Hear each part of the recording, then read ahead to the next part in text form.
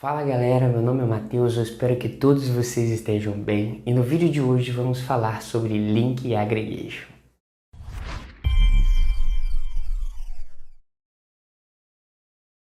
A gente vai explicar um pouco sobre o Link Aggregation através da seguinte topologia que você vê aqui no quadro. Imagine que você é dono de uma empresa e você colocou a sua empresa no bairro A, onde lá tem um roteador e um switchzinho aqui, onde tem vários computadores e seus vendedores estão ali vendendo e, é claro, gerando dinheiro para sua empresa. Você vê que a sua empresa está crescendo bastante e existe uma demanda para abrir uma filial no bairro B. Nessa abertura de filial, você precisa então de conectar a rede da sua filial que está no bairro B com a sua matriz que está no bairro A. E para isso você passa uma fibra que vai do switch do bairro A até o switch do bairro B. Você passou essa fibra e a sua empresa está operando normalmente, os seus vendedores estão gerando receita para você. O problema é que um belo dia você deu o azar do cara da companhia elétrica da sua cidade romper sem querer a sua fibra. E já que ele rompeu a sua fibra, os seus vendedores da filial B aqui não vão ter acesso à rede através da sua filial A ou a sair pela internet.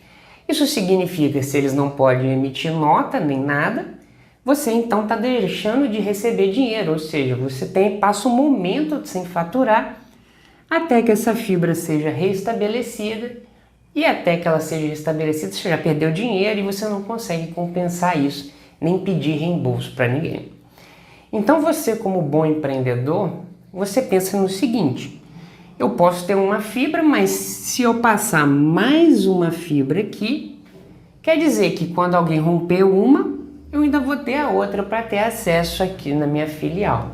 E você chama o rapaz, um engenheiro de rede, para fazer esse projeto para você. Então você manda passar a fibra por uma rota, é claro, que não é a mesma dessa primeira fibra que você passou, e o engenheiro de rede começa a pensar no seu cenário. Se a gente pensar então nesse novo cenário que se criou, se a gente tem dois caminhos aqui, um switch A e um switch B, quer dizer que a gente entra com o protocolo Spanning Tree em ação. Ou seja, nesses dois caminhos, pelo menos um deles vai ficar indisponível por causa do Spanning Tree desabilitar um deles para evitar o loop de camada 2. Mas isso não é um problema até o momento. Isso porque o seu computador aqui, que está na filial B, consegue acessar bonitinho a internet e gerar a nota dele. E é claro que quando houver um rompimento da fibra principal, a gente vai ter um pequeno tempo de indisponibilidade. Por exemplo, se for um Spanning Tree Standard, vamos ter mais ou menos uns 50 segundos aí de indisponibilidade na rede, porém, os nossos usuários vão continuar acessando a internet perfeitamente. Mas como tudo em rede, galera, a rede ela sempre cresce. E se a gente imaginar que essa fibra que você tinha de um ponto a outro era apenas de 100 megabits por segundo por causa das interfaces do seu switch. Se você tem apenas 100 megabits por segundo e a sua empresa está crescendo, você está voando nas vendas, já você já está começando a passar esses 100 megabits por segundo, ou pelo menos chegar perto dele na maior parte do tempo da sua empresa, e em alguns momentos você até satura essa interface, também causando lentidão e problema nas conexões da sua filial B. Isso significa que a gente ou vai ter que trocar os switches, ou pelo menos trocar as interfaces dele aqui para sair de 100 megabits para, por exemplo, 1000 megabits ou 1 giga, como você quiser falar. Só que você não quer fazer esse investimento agora, ou esse switch vai demorar a chegar.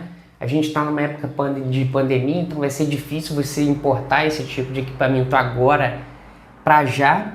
Então você chama o seu engenheiro de rede novamente para ele fazer alguma coisa para resolver o seu problema, pelo menos por enquanto não chegam os seus novos switches.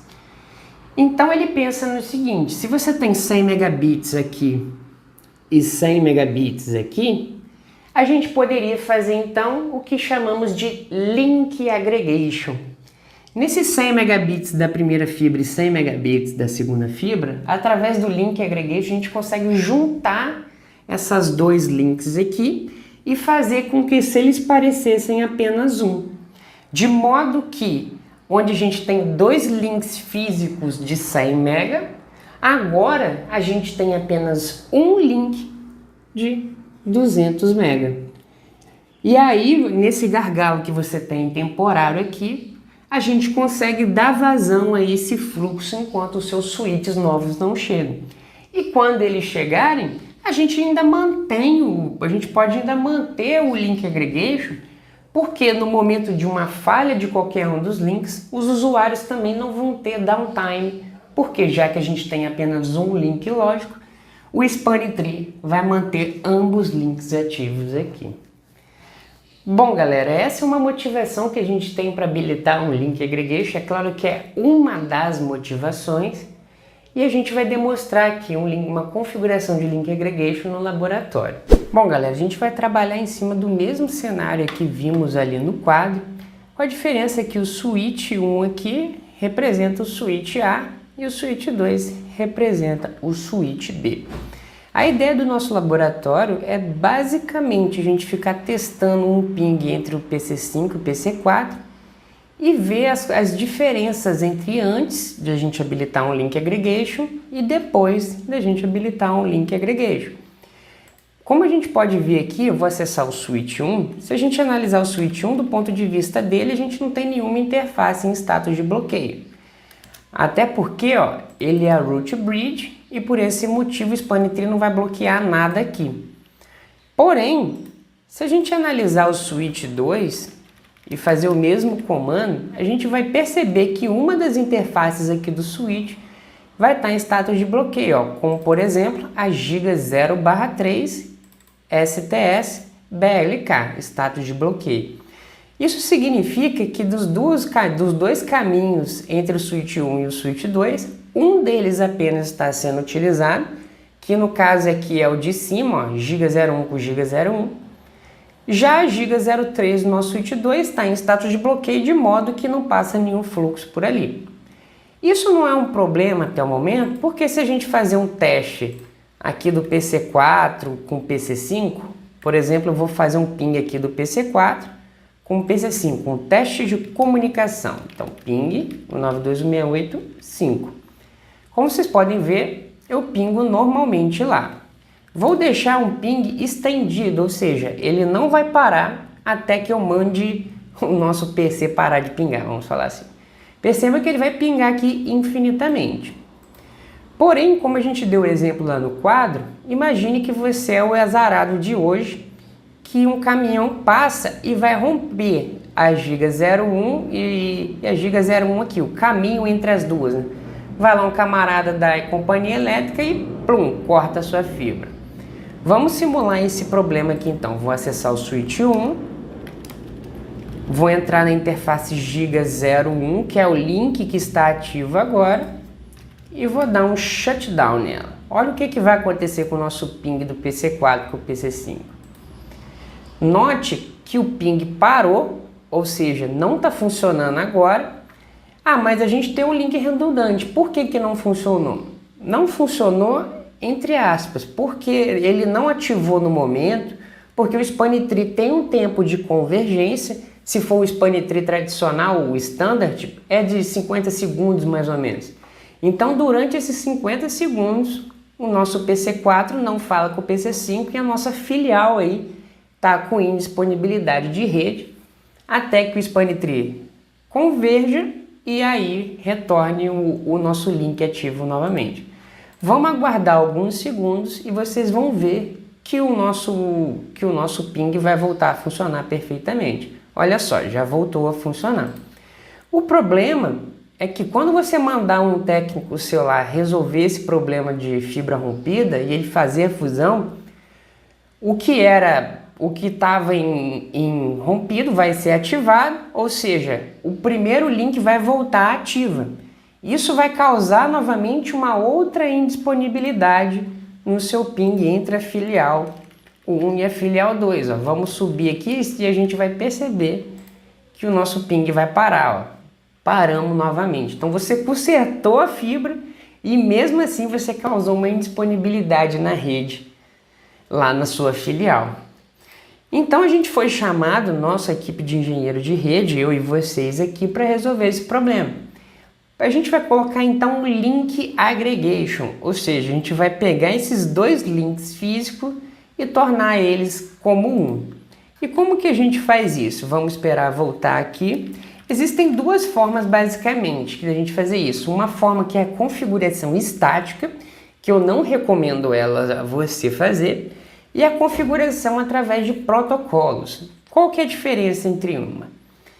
A diferença é que quando a gente faz uma configuração estática de link aggregation, se a gente tiver um rompimento aqui, como a gente fez no exemplo anterior, muitas vezes o próprio switch não vai identificar que aquela interface caiu, de modo que pode ocorrer do seu switch encaminhar fluxo por ali, sendo que aquele fluxo está rompido. Isso é muito comum em exemplos que a gente tem, ao invés de uma fibra diretamente conectada, a gente tem conexões WDM. Essa é uma forma de você configurar. E qual é a diferença entre um e outro? Quando a gente faz a configuração em modo estático, a gente tem um problema que, principalmente se a gente estiver falando de um transporte da filial A para a filial B aqui, se esse transporte for feito por uma operadora, ou se for feito por um circuito WDM que não é seu, ou um circuito que você não mesmo controla. De modo que essa interface aqui, por algum motivo, ela esteja ativa. Porque, por exemplo, se você tiver um WDM, você vai conectar no WDM e a fibra que vai no WDM. Então, se a fibra romper, a sua interface ainda mantém ativa. Essa configuração em modo estático pode gerar alguns problemas, porque o seu switch ou o seu roteador pode continuar encaminhando fluxo pela interface que está rompida, com a fibra rompida lá na frente, e aí sim causando disponibilidade da mesma forma. Por isso é sempre recomendável, quando a gente for fazer a configuração de link aggregation, a gente utilizar um protocolo. Por exemplo, um protocolo padrão que existe na indústria é o 802.AD, que é o LACP. É um protocolo de link aggregation que vai ajudar a gente, a caso ocorra uma falha, alguma degradação no link, esse protocolo vai fazer automaticamente a detecção desse problema e desativar uma das interfaces, de modo que você não tenha indisponibilidade entre a nossa matriz e a filial, por exemplo. O LACP ele funciona basicamente como a maioria dos protocolos de rede. Os switches ou roteadores e switches, aqueles equipamentos que estão habilitados com o protocolo, eles ficam trocando mensagens de LACP-UD, que é o Data Unit LACP.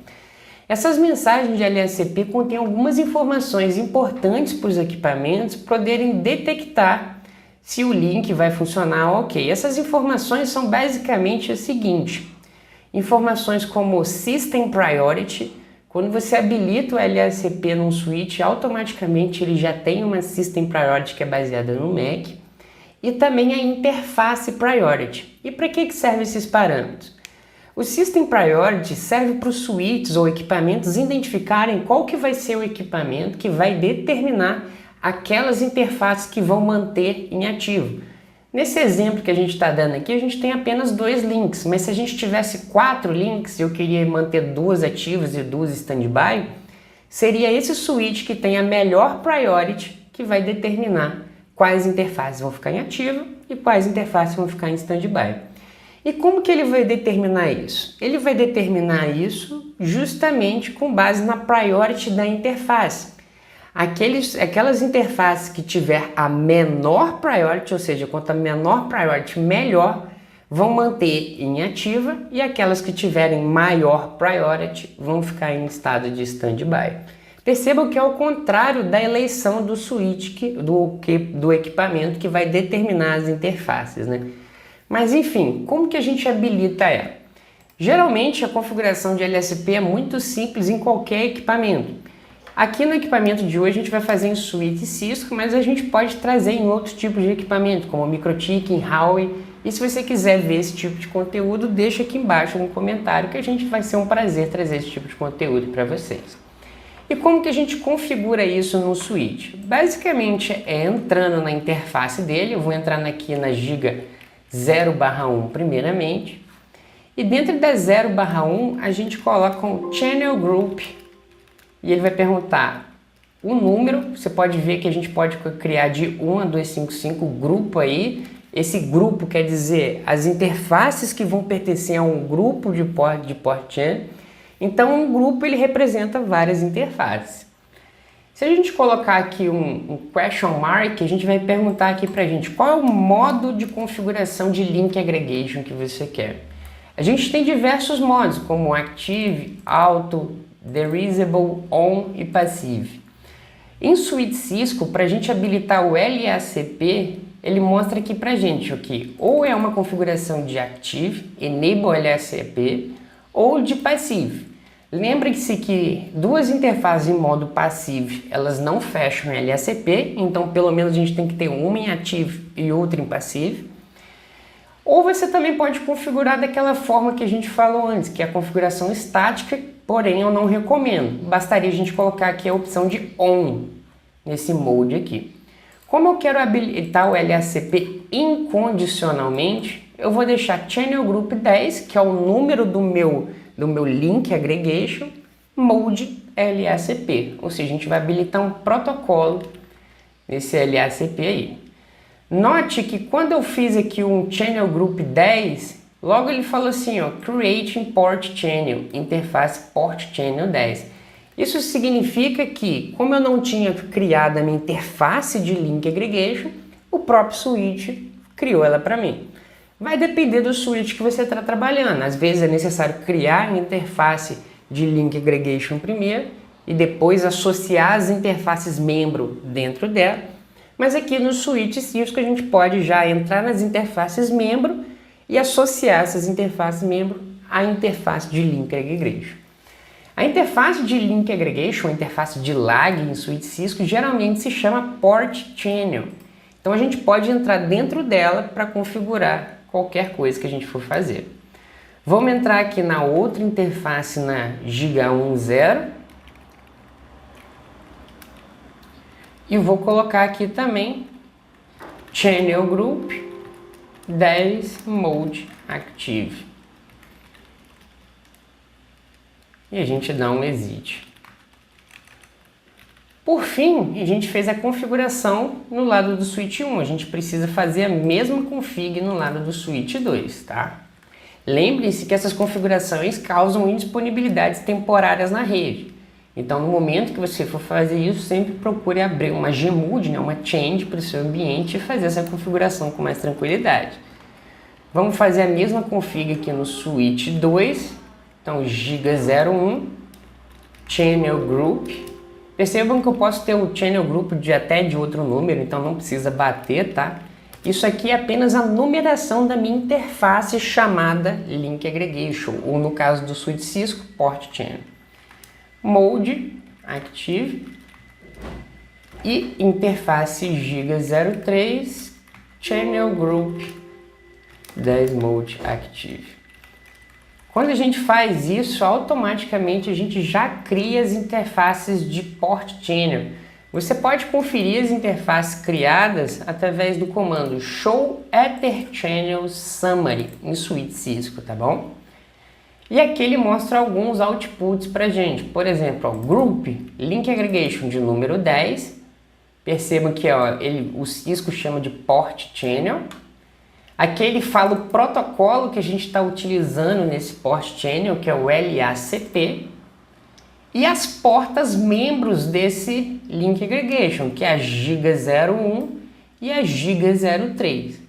Note que também tem a flag de P aqui, ó, indicando que ó, Bundle in the Port Channel, indicando que essas interfaces já estão associadas no Port Channel. Se a gente fizer o mesmo comando lá no Switch 1, vamos ver que aconteceu a mesma coisa. Então, ó, Show Ether Channel Summary. Então, olha só, Port Channel 1, a Giga01 e a Giga10. Assim como a gente vê na topologia do lado. Só para a gente finalizar, vamos fazer o mesmo teste que a gente fez antes. Mas antes, vamos dar uma olhada na banda da interface Port Channel que a gente acabou de criar. A gente criou a Port Channel 10, então vou botar aqui, ó, Show int PO10. A gente pode ver aqui em BW, ó, que aqui a gente tem 2 GB de banda. Isso por causa das interfaces Giga 01 e da Giga 10 que a gente colocou de membro dentro do nosso link aggregation.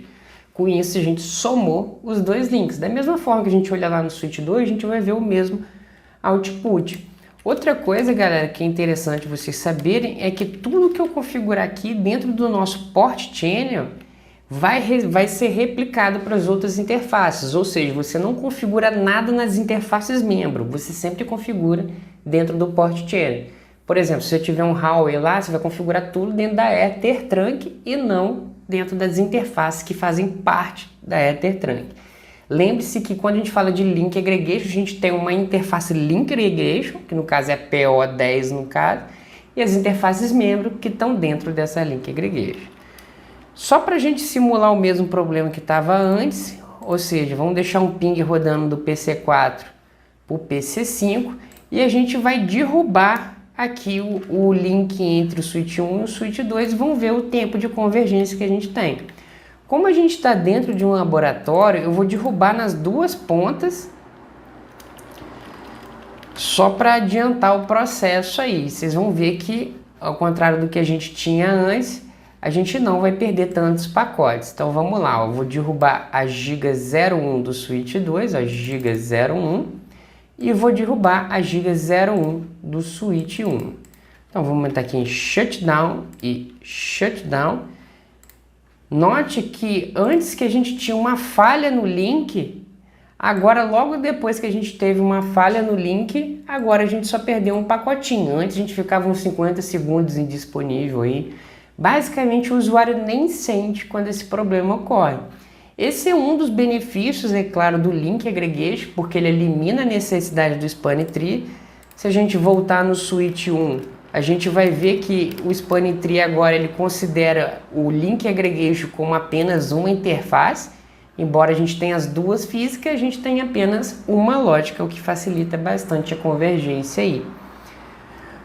Outra coisa legal é que a gente também aumentou a banda do circuito. A gente tinha 1 GB para cada lado, agora a gente consegue aproveitar e ter 2 GB. Mas é claro que se isso estiver gargalando para você, é bom você pensar possivelmente trocar as interfaces ou mesmo trocar o seu switch. Bom, galera, o que eu tinha para passar no vídeo de hoje é apenas isso. E se você gostou do conteúdo que a gente trouxe aqui para vocês hoje sobre Link Aggregation, deixa aqui o seu like, comenta aqui embaixo também se você gostou ou de outros vídeos que você quer ver aqui no canal, que vai ser um prazer trazer conteúdo aqui para você.